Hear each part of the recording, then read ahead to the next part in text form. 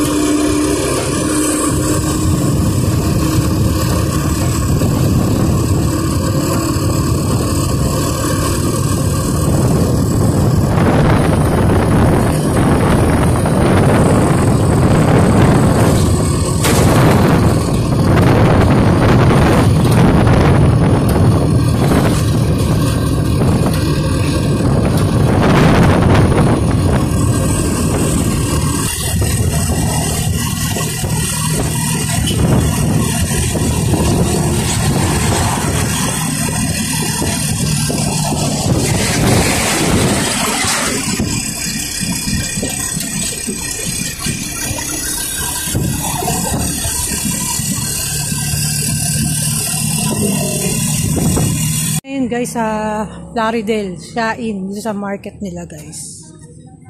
Wala na bing.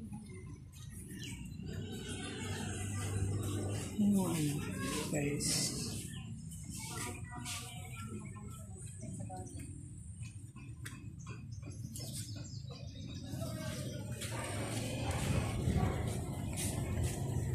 Melon, sarap. Magkano lahat kaya? Magkano na to? Kasama itong melon.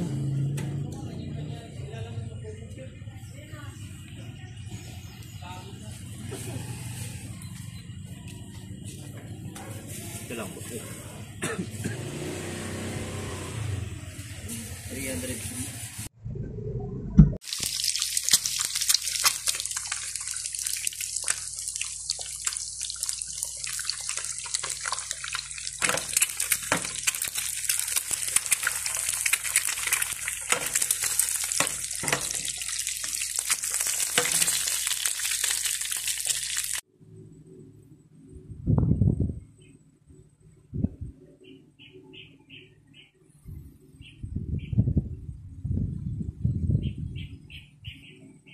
So what's up mga patay gutom? So ito na nga guys. So ito yung ating carbonara guys, na Pinoy version ng carbonara. So titikman natin ulit guys. So may natira pa tayo kasing guys.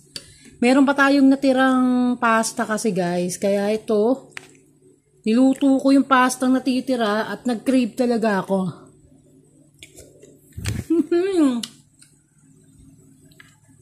Grabe, ang sarap pa rin yung sauce ko guys. Hanggang ngayon, sobrang sarap pa rin yung sauce. Grabe.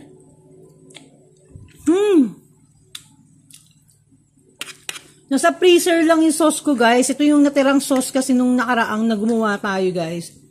So, sobrang sarap pa rin talaga guys.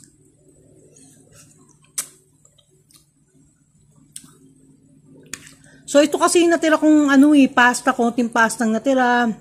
Yun, nag-crave ako kanina kasi baka masayang naman yung sauce guys. So, ang sarap. Grabe yung sarap nito guys. Ang tindi ng sarap guys. Masarap pa rin oh. Tindi.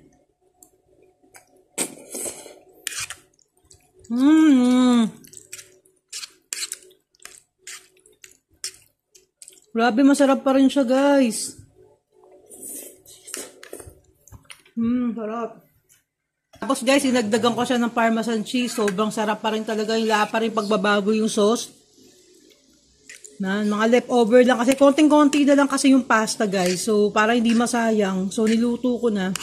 At sakto naman. At meron pa tayong tirang carbonara, di ba? Na sauce. Init na natin. Marami talaga guys. Sarap pa rin talaga, promise. Grabe, sarap.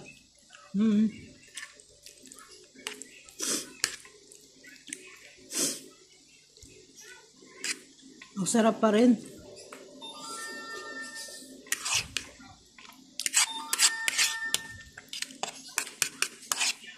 Gumawa ako ng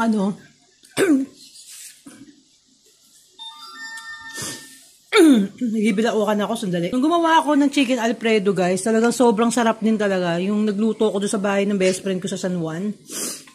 Sobrang panalo rin talaga yung lasa, no? Kasi as in talagang hindi namin tinipid kasi, guys, sa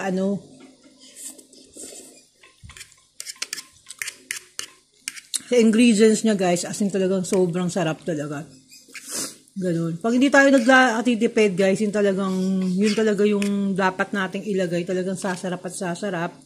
Pero pag gusto nating tamang tipid, masarap din naman, guys. Kaya lang, ibang mga ingredients yung gagamitin natin. Talagang pangmasa talaga na ingredients. Meron naman, guys. Ayun. Malong panalo. Nasamid ako doon sa Parmesan cheese, guys.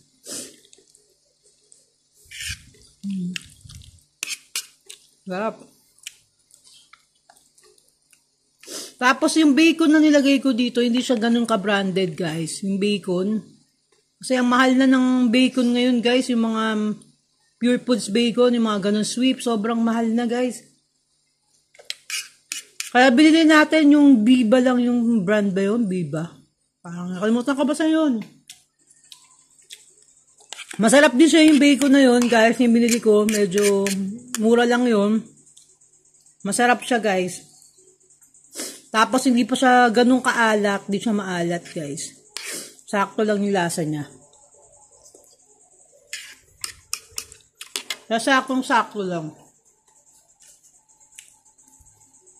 Kaya dapat yung yung sauce natin ng carbonara.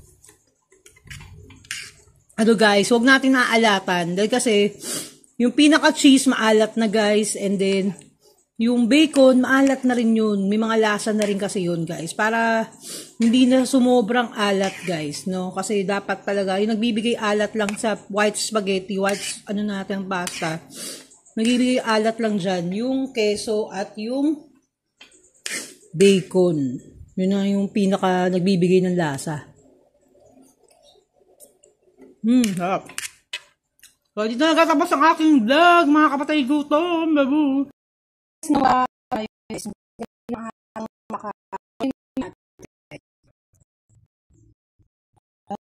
Sige na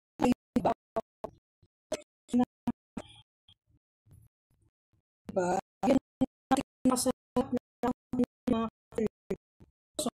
na lang siya mahal.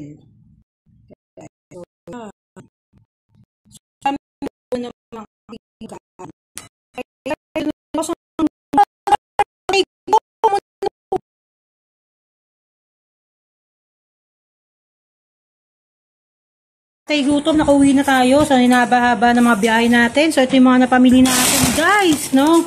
Pamili natin sa Pure Gold. Pamili tayo, guys.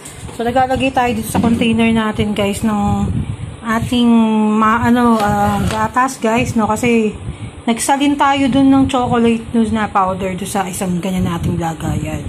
So, ito yun, guys. So, ito yung ating Von Houten na chocolate drinks na made in Japan. So, nilagay natin doon sa, tapos talagyan natin siya kasi ng gatas, guys, no, para masarap pa nagtimpla tayo sa umaga. Yan, guys. So, nagluluto na rin ako ng kakainin ko, guys, no, sa sobrang pagod natin. Hindi na tayo mananangalian, anong oras na. So, ito lang ang aking mga vlog ngayong araw na to, guys. Sana nagandahan kayo doon sa mga pinakita kong lugar, doon sa Gumaka. Pumunta tayo kanina, babu.